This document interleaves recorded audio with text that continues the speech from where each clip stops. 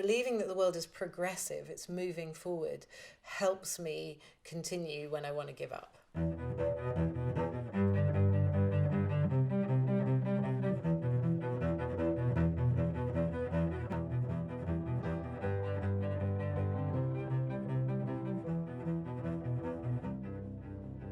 Ryan Matthews had been 17 at the time that he got arrested and charged with first-degree murder and faced the death penalty.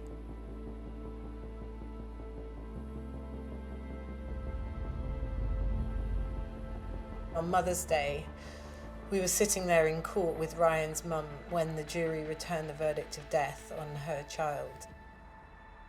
I felt like I'd failed in the one task that I'd been given. It felt like the most hopeless moment.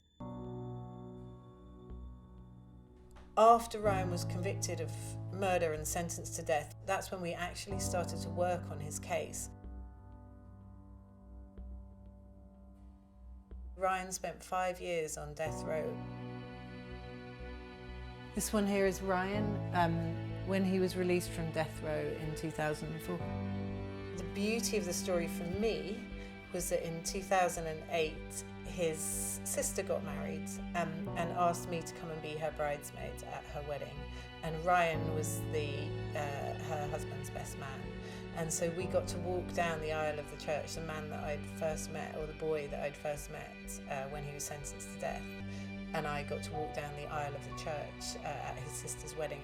I can tell you the story in a couple of minutes, but that whole thing took 9 years, 1999 to 2008 to the wedding. And there were so many points in that I wanted to give up.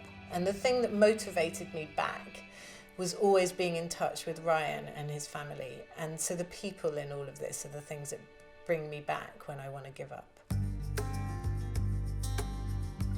One of the most important things I've learnt, and this has continued over my life, is choose your role models carefully.